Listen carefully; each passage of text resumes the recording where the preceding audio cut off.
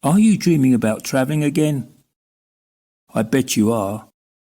So give yourself a break and listen to my brand new travel podcast. It's made for people like you, by people like you. And in these podcasts, there will be interviews with different types of travellers and the strange characters that I've met on the road, with stories and anecdotes from the last 32 years of my continuous backpacking and working around the world. Also, there'll be cynical destination descriptions and the occasional travel tip to smooth your journey. And for all the squeamish listeners out there, I just want to say that no studio was used or abused in the making of these podcasts or any of the recordings. So please check it out, and I hope you like it. Oh, and by the way, my name's Alan. This week we have a young Frenchman with a contagious smile who always seems happy and positive as my traveller interview. I'll let him introduce himself. Here he is. Hi guys, I'm Max, 28, been travelling for about 6-7 years on and off. Could you describe what sort of traveller you are? Well, I'd say I'm right in between a backpacker and a homeless guy. Okay, but more backpacker than homeless? Slightly more closer to a backpacker. Listeners, yes. He's being modest because he's a proper backpacker. How long have you been on the road at the moment? So right now it's been about a month. Where have you visited? Right now just Portugal. I've been hiking the Camino, but due to COVID I had to stop. Okay, which Camino did you travel? The Camino Portuguese, so from Lisbon all the way to Santiago de Compostela. How long did that take? It took me about 10 days or so, and before that I traveled a bit around, and then I traveled after that a few days around Coimbra. Oh yes, I know this place. It has a famous cathedral. Yeah, indeed, and a famous university as well. And does it have bats living in the church? I haven't seen them. Okay, there are bats living in the church. All right. That to keep the moths that eat the paperwork in the books from eating the paper, basically, I've heard. And I was going to visit it, but didn't get the chance. So you stopped in Porto. Yes. How long did you spend in Porto? I stopped right before Porto because we couldn't get in. Well, you could get into the city, but it was on lockdown. Oh, so okay. From the south? Right. South, yes. I arrived from the south. São de Madeira, something. Okay. And did you stay for some time in one hostel? Yes, in Coimbra. Otherwise, I just alternate between sleeping outside and into an hostel. Okay, what's your preferred way of sleeping outside? Do you have a tent or a hammock? Usually I have a tarp. Just get a rope and put it all together. And what do you lay on the ground with if you're under the tarp? I have an inflatable mattress. And have you had any bad nights where it's been raining and windy, or you've been okay? Yes, I've had nights where it's been starting to rain on me. Or everything happened. Okay, so how do you view that? Would you change your method of camping, or would you continue but just accept the bad weather? I accept the fact in a very stoic way. Okay, this man is a proper traveller. He's a backpacker.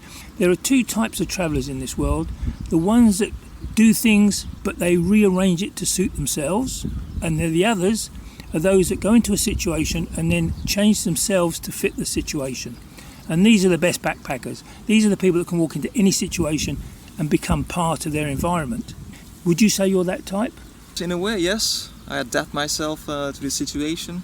Well, it sounds like it if you get into a tarp and it's pouring with rain or something. That's a difficult one. I know it can be cold and wet. Oh, yeah. If you could visit any country in the world, where would you go? Well, right now I'll go to back to Iran. Okay. Yeah. That's I've interesting. had a great time and I really want to go back again, but How long did you spend in Iran? About a month and a half, 2 months. Was it easy to make friends and get to know people? Extremely easy. They're like incredibly friendly people. Okay. Although it's sometimes difficult with the language to communicate, but always go well with, a smile and some hand gesture. And some of those Iranian girls are incredibly attractive. It's a gorgeous woman. Okay. More or less, do you know how many countries you've visited? Could you just list a few of the countries you've been to? Well, apart from Europe, because Obviously, it's easy to travel in Europe. He's French, by the way. Yes, and hitchhiking a lot in Europe is very easy. Yeah. Otherwise, I'd say total 30, 40 countries, something like that. How do you grade them? Do you go good and bad? I mean, India was nice, but it wasn't that good, where, say, other countries are better? I'd say, in retrospective, India was one of my favorites. Oh, wow. I've had, after 4 months there, I had I needed to go, because it was too intense. The people, as you might know, they're on you. They're on your case all the time. Exactly. You can't go anywhere without being followed or talked to, or even they gang up around you, don't they? It's incredible. It's never stops. So it's quite demanding. But nourishing. I don't know if it's the right term. It's for your spirit. Yeah, for your spirit. Yeah. It does have something, but it wasn't magical for me. I thought it was going to be more magical and spiritual, but it wasn't. It wasn't. Indeed, many people have this spiritual journey in India, and I don't have this type of mentality or experience. Yeah. And me neither. It was interesting, but no, I wasn't transported in a spiritual any special way. Yeah. And which part of India did you prefer? The south, the north, or? Mostly did the south. I went to the Andaman Islands.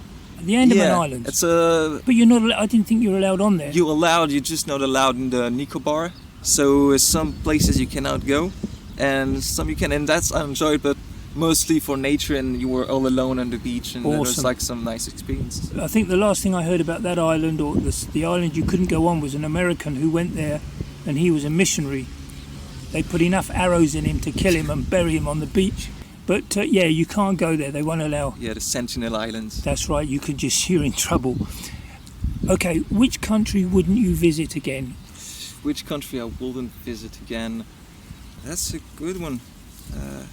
I don't want to stop myself from going somewhere because I had a bad experience. Okay. Because things are changing very fast, and as well, you may have had a bad experience somewhere, but it might have just been you at that very moment in that part of the country. Exactly. Yes. So you cannot, foresee what's going to happen again in this country. We obviously think we're similar thinkers, and I had a bad experience when I went into Darwin for the 9 days I spent in the park without any food, living with the Aborigines. But that never stopped me having a great time in Australia, and it doesn't really I don't hold anything against Darwin or Australia for that.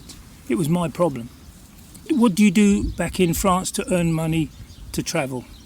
Right now I'm welding, pipe fitting. Yeah, it's good money, I think. It's all right. And your family are still living in France? Indeed, yes. And you have a sister, you told me you have a sister who's somewhat of a traveller. Has she visited many countries? She did, she's visited quite a number of countries, but more of a, proper backpacker. You were travelling with a bus and everything. And yes, yeah. That's right. Is there anything that you carry with you that you always take with you when you go? My bank card.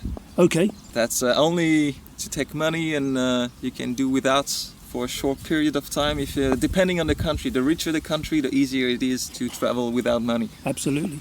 And have you had a bad situation while you've been travelling? Hitchhiking, but as well, some people when I was younger put their hand on my lap and said I was pretty.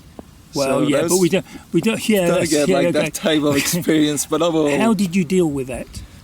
By being very firm and saying, I'm going off now. And that's, Yeah, I don't need your hand on my lap. But otherwise being, in Africa, I'd say. I was when I was in Ethiopia. Okay, yes. I've been assaulted many times. Some people in the Mercado in Addis Ababa. I've been attacked by a few people. But not sexually? Not sexually, okay. No. I was lucky so far. But no, just trying to rob me, and but I can understand there's a big gap in between rich and poor. So makes sense. Again, with a lot of the Aborigines in Australia, but they're fine. I mean, I stayed with them for some time, and they're fine. Indeed, I spent some time with Aboriginal and working in an Aboriginal community as well. And I've had some bad experience where people just told me to, move on, you don't belong here. Okay. But overall, it's just, 1 or 2%. It's just doesn't represent the whole. And if you don't feel comfortable, we can just move on. Yeah. Okay, best experience you've had. What was the one experience that comes to your mind when you think of the best experience in a country with travelling? Experience. I would say it's the hiking part. I love humans, but to a certain extent, it's bad wording. Yeah, well, yeah, you like socialising with people. Yeah, but at a certain amount. Okay. Yeah. So my best experience I've been hiking so far. It's really traveling by myself and really experience the country for what it is, like not the cultural part, yes, but the geographical side of it. And do you always walk alone, or do you walk with other people? I mostly walk alone because I have my own rhythm, and I have a hard time hiking with people. What's important for you, the destination or the journey between? The journey, definitely. Okay. Because, well, most of the times, even when you're going somewhere nowadays, you can already know what's going to be there with internet. You can have a look at the buildings, That's the true, history, most of it. But it's really like the unexpected that you encounter along the way. That's right. Really makes it interesting. And the animals and birds, especially if you start hiking early in the morning, can be absolutely awesome. The sun rising with bird song, and maybe see a fox or a rabbit or something. Exactly. Yes. Yeah. Nature is, as you say, animals, and really, in the early morning is something. Would you recommend people walk the Camino de Santiago?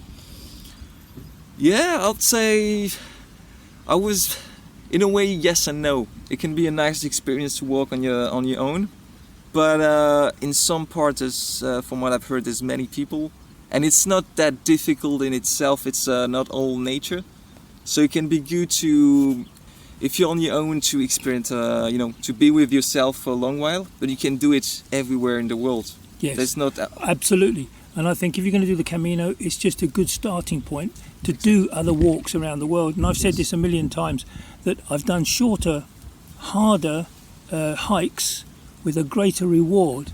And in fact, maybe because I've done so many hikes around the world, that when I did the Camino from France to Santiago, it didn't turn me on. It wasn't one of the great walks of my life, and I didn't fall in love with it. And people find that strange, that if it's your first hike, you will possibly fall in love with it and think it's the best thing since sliced bread. But it ain't the last thing in the world. It's not the best thing, and it's not the last. So you can go off and hike the rest of the world. I mean, I did the walk, the 25 kilometres, Machu Picchu, up to the Machu Picchu top and then down at the front. It was just awesome. The reward was brilliant. It was just awesome. And it was shorter, yet more rewarding. And very steep. Can you name some of the countries you visited?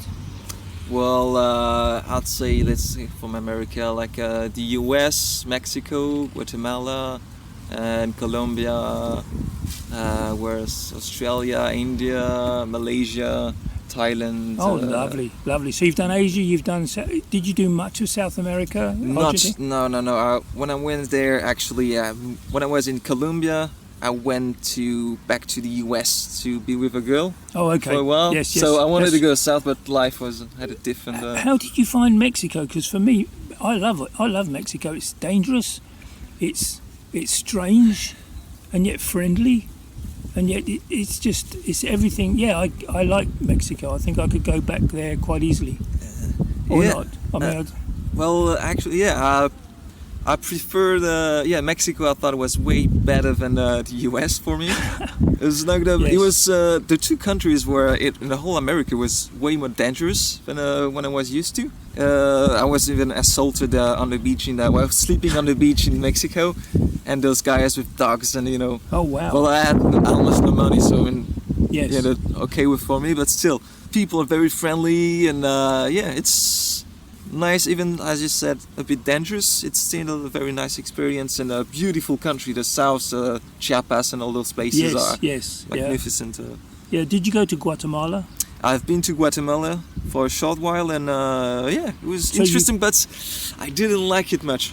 I thought it was way more riskier dangerous. Yeah. And it's funny because when I went from Mexico to Guatemala, Guatemala was exactly how I'd pictured Mexico would be. All right.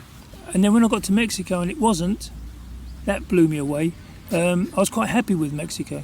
But and Guatemala, it was just a third world country that I took on board, and the people are super poor, and you just live with it. I mean, the biggest, I thought the prices of the buses was expensive for the poor country, but it is what it is. Well, usually, poor countries have sometimes a bit more expensive in some aspects because it costs them more to import products. Yes. They don't make them themselves, and there's a whole economical side of it.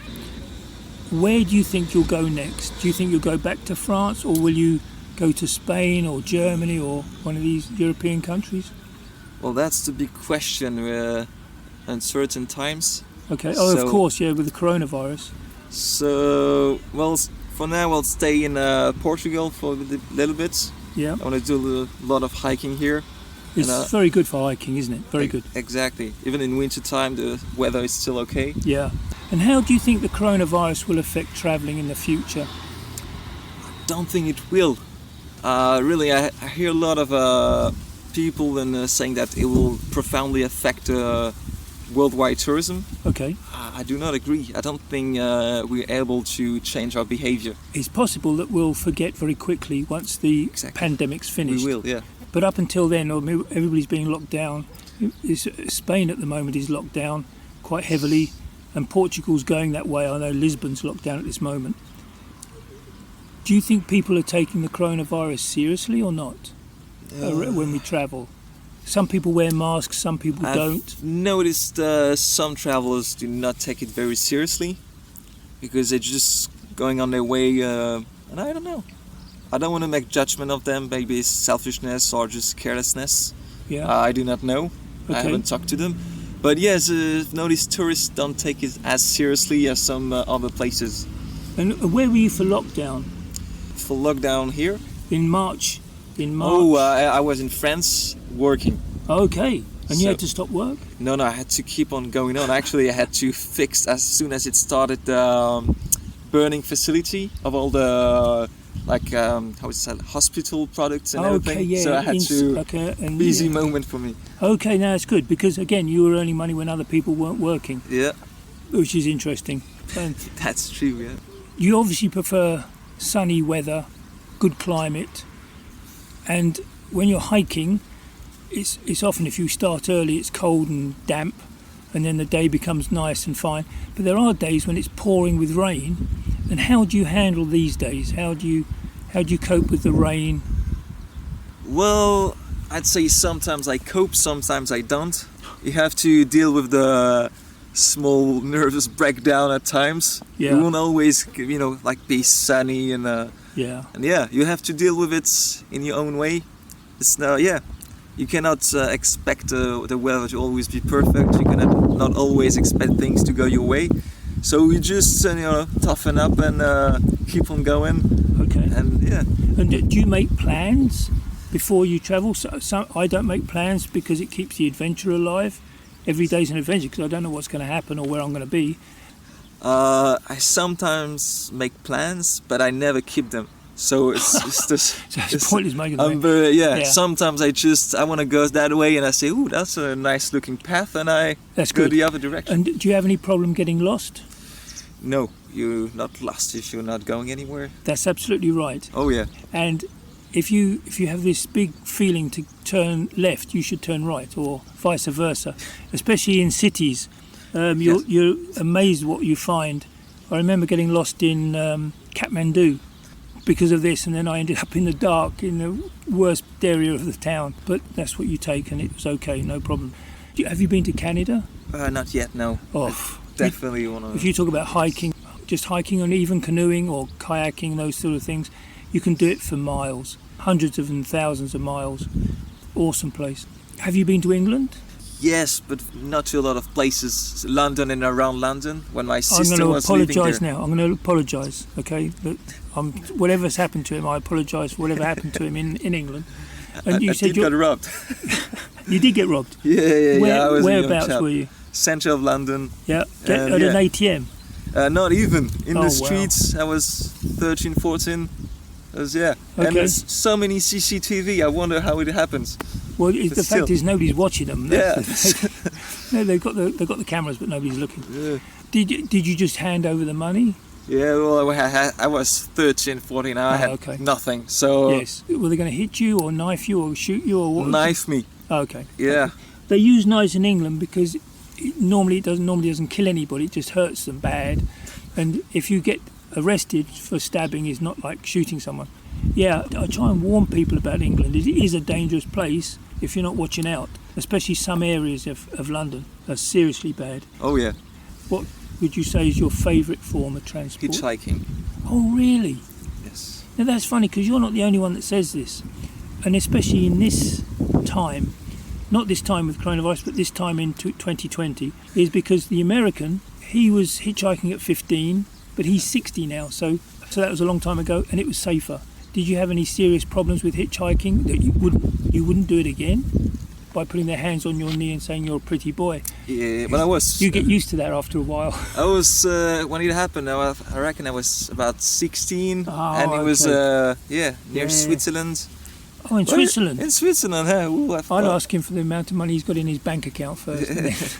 But no, overall, it's been a few bad experiences, but overall it's a very good experience. You encounter people you will have never met in your life ever. Yeah, that's true. It's just but as you said, it's different now. It is different. I reckon it's not as common as it used to be. Yeah. When I was in the US, people thought I was a homeless man. Just because you were hitchhiking? Because I was hitchhiking, and it was very odd because in Europe and most places in the world, people just assume, oh, you're just a young bloke traveling. Yes, that's right. But not there. They'll just assume you're a homeless bum. And people just ask you, move along, this is a private property when you're near a gas station. Or, oh, wow. It's quite unusual, but you deal with it. That is strange, isn't it? Because you'd think, out of all the people, people used to hitchhike a lot in America in the early days. Yeah, when you read the books, Kerouac and all those famous beatnik generation kind of travel, you would expect, but I guess not anymore. Maybe it's them that ruined it for us. It might be, yeah. All this drug and... the drugs and idiots on the road. But, okay, I'm what's called an overlander. Do you take many planes, or do you try and avoid taking planes? I don't really care about that. I've never wanted to, force myself to abide to strict rules. So I just take whichever's cheapest, fast, depending on what I want. Okay. If I want to go somewhere quick, well, a flight will do. But I prefer travel by land because you experience even the shitty places, even the bad places. I enjoy them.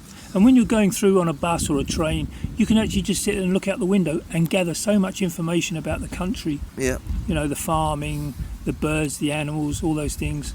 And the weather as well. You can see the weather come and go. But in a plane, you're above it all and you miss most of it. Yes. But that's only my personal opinion. What sort of jobs do you do when you're travelling in other countries? Well, I've cooked many times. I've been gardener, painter, clean toilets. Good boy. Every damn job. Okay, no, this is good because you're adaptable. Okay. If I have money, can you live on rice and pasta, or do you have to have steak? I can feed myself on vegetables or on the cheapest stuff. I don't have a proper diet that I follow. Okay. I know when I'm travelling, my diet changes every month or something when I change countries. And it's always nice to have a good solid meal once in a while. Otherwise you can basically skip through it all and keep yourself fit and healthy. Oh yeah. Well, thanks Max. Thanks for the interview. Well, thank you for having me and have a good day.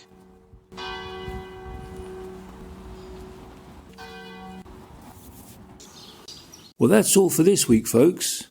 And please remember, the same road can be travelled 1,000 different ways, so get out there and make it your own. Until next week.